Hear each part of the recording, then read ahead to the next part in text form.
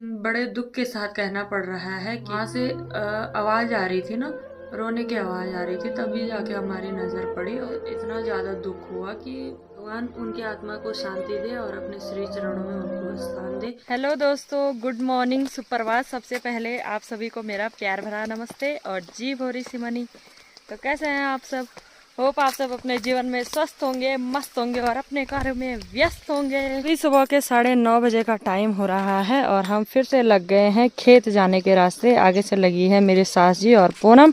और आजकल आप हमारे कार्यों से विदित हैं, मतलब जानते हो कि आजकल नल उसारने का काम है। तो मेरे हाथ में 4 रस्सियाँ और हम जा रहे हैं अपने लास्ट वाले खेत में, जो मतलब सारी में सबसे नीचे पड़ता है। सेंचार बोलते हैं हम वहाँ के लिए, काफ़ी बड़ा खेत है। तो वहीं जा रहे हैं हम और मेरे सास जी बांधेगी और हम उसको लाएंगे, बोले तो सारेंगे। और सुबह हमारी बुड्ढी भी आ गई है घास लेके। और यहाँ पे दीदी भी। तो सुबह से लग जाते हैं हम पहाड़ी लोग अपने कामों में। और आजकल तो ज़्यादा ही यार, धूप देखो आप, धूप तो बहुत ही खतरनाक है। मतलब ठीक है बोले तो, है ना। नल उसारने के लिए, लगाने के लिए सब परफेक्ट है धूप। दोस्तों पहला राउंड, और पहले राउंड में ऐसी पसीना आ गई, ऐसी ऐसी ऐसी ऐसी वाली। तो अभी तो हमें 2-2 या फिर 3-3 इतने राउंड और जाना है और तब तो हालत पता नहीं क्या ही होगी। मुझे भी नहीं पता कैसी होगी। एक बार में मतलब एक दिन में तो 1 लीटर पानी मतलब शरीर से आ जाता होगा। पर 1 महीने 2 महीने जो हम लगातार ऐसे ही काम पे लगे रहते हैं, तो तब तो आप इमेजिन कर ही सकते हो कि इसीलिए बोलते हैं पहाड़ी नारी सब पे भारी। यहाँ नीचे से हमारे भैया भी आ गए हैं नलो लेके। बैजे आप हत्ताने हैं रण पहाड़ चढ़ने। तो यहाँ पे ना हमने, यहाँ पे भैया ने नीचे रखी हुई है भारी, यहाँ पे मैंने, ऊपर पे पूनम ने, वहाँ ऊपर पे, और यहाँ पे छाँव हो रखे है। तो तब यहाँ पे बैठ रखे हैं हम। यहाँ पे ना हम घास लेके आ गए हैं और कुछ इस प्रकार से यहाँ पे रख दिया है। तो जैसे मैंने आपको बोला था टैलू लगाते हैं, तो यहाँ पे मामा जी टैलू के लिए जगह बना रहे हैं। और फिर इसमें ना जो ये टैलू है वो लगाना है। तो भैया को भी ऑर्डर मिल रखा है। बैजे ओ गार का बोल लेन वाला पे अटक। हाँ। फिर यहाँ पे लगाएंगे ना मस्त से।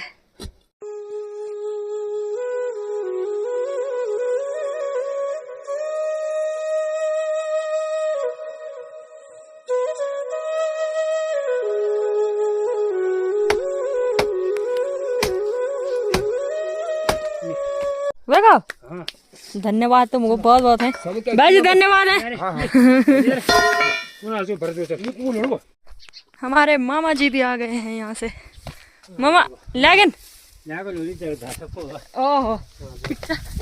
तो हमने ना टैलू है जो वो भी लगा दिया है, मतलब नीचे गाड़ दिया है मामा जी ने। उसको अच्छे से टाइट कर करके मस्त हो गया है, खड्डे में उसको डाल दिया है।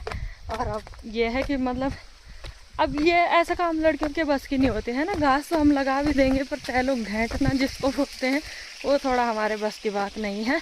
तो वो काम तो मामा जी ने और भैया ने आसान कर दिया है। बाकी जो मेरा काम है वो तो मैं, जब मेरे को टाइम मिलेगा वो मैं लगा ही दूँगी, है ना, जैसे तैसे करके। तो ये दूसरा राउंड है, पूनम चली गई है और मैं अब दूसरे राउंड के लिए जा रही हूँ। ये देखो हमारी उर्मिला दीदी भी आ गई है। इनके पास भारी भी हो रखा है पर इस्माइल कहीं नहीं जाती है, एकदम खुश मिजाज है।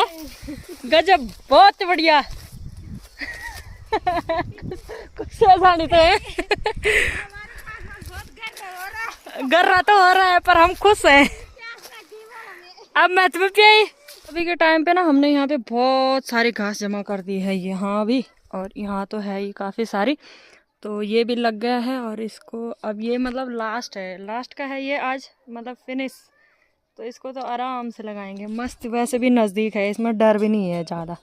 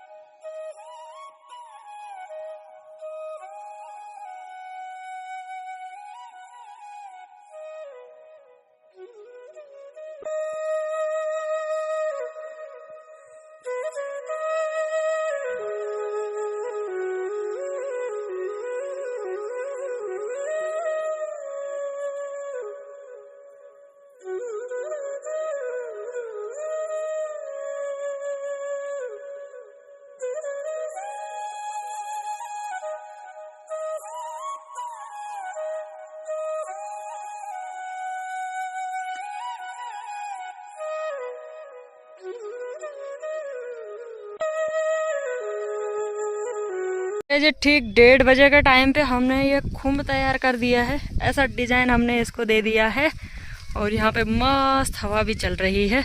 तो अभी ना इसको लगाने में थोड़ा डर जैसा भी लग रहा था, थोड़ा ये जो वो है खुम्ब है ना थोड़ा हिल रहा था हवा की वजह से, पर चलो कोई नहीं, काम कंप्लीट हो गया। और यहाँ पे हमने बांध के बारीक बारीक लकड़ियाँ निकाल रखी हैं, तो इनको लेके चलते हैं। घर के सामने पे ही हमारा एक छोटा सा किचन गार्डन है जिसमें कि मिर्चियाँ थी और मिर्चियों का सीज़न चला गया है, तो इस वजह से हम पौधों सहित इनको उखाड़ देंगे। और यहाँ पे मैंने प्याज बो रखे थे, तो प्याज की क्यारी बहुत ही खतरनाक थी दोस्तों, तो प्याज अच्छे से हुए नहीं और फिर मैं दोबारा बो रही हूँ। तो पहले यहाँ पे एकदम प्लेन कर देते हैं इनको उखाड़ के घास घूस, और तब मस्त करके क्यारी बनाएंगे और अब अच्छे से बोएंगे प्याज। तो अभी ना मैंने क्यारी भी तैयार कर दी है कुछ इस प्रकार से। तो अब इसमें पानी ठहर जाएगा और जो प्याज के पौधे वो अच्छे से उग भी जाएंगे, उगेंगे नहीं उगेंगे पर वो बाद में ही देखेंगे, है ना। और ये मेरी चाची साजी ने दे रखे हैं लहसुन, तो इसके ना जो बड़े बड़े फौले बोलते हैं, और फौले को हिंदी में क्या बोलते हैं मुझे नहीं पता क्या बोलते हैं, लहसुन ना, लहसुन को तो लहसुन में, फौले को पता नहीं क्या बोलते हैं, मतलब एक जो होते हैं तो वो भी लगा दूंगी मैं। और इसके भी मतलब बहुत बड़े बड़े हैं इसके फौले, तो मस्त हो जाएंगे पत्तियां भी लहसुन पीसने के लिए, और साथ ही लहसुन भी अच्छे से हो जाएगी। तो इनका तो वो नहीं होता है, इनको लगा देंगे फिर ये अच्छे से उग भी जाते हैं। पर प्याज का थोड़ा डर है, प्याज कभी कभी नहीं भी उगता है, तो मेहनत तो पूरी कर रखी है, प्यार से भी बो रही हूँ। और अब प्याज का रिस्पॉन्स कैसा रहता है वो बाद में ही देखूंगी।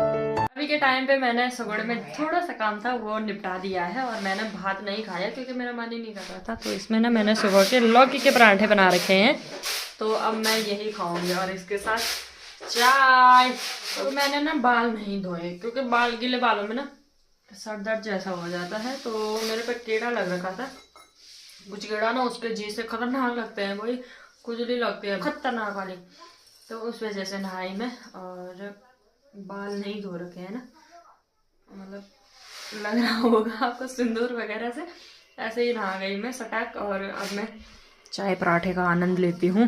अभी के टाइम पे हम लग गए हैं खेत के रास्ते, और नलों का काम तो ख़त्म हो गया है लेकिन घास का काम अभी भी जारी है। और किसी का मुझे कमेंट आया था कि हमारा गांव मतलब सिमड़ी गांव भी दिखाया करो, तो वहाँ तो मैं कभी आज तक गई भी नहीं हूँ और मेरा जाना भी नहीं होता है, लेकिन यहाँ से आपको आपके गांव के नज़ारे दिखा देती हूँ।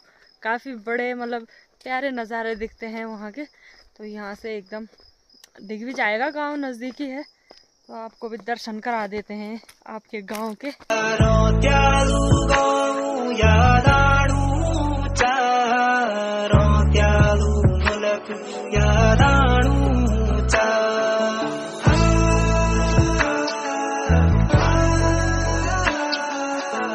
दोस्तों अभी रात के 8:15 बजे का टाइम हो रहा है और खाना खा के हम निपट गए हैं।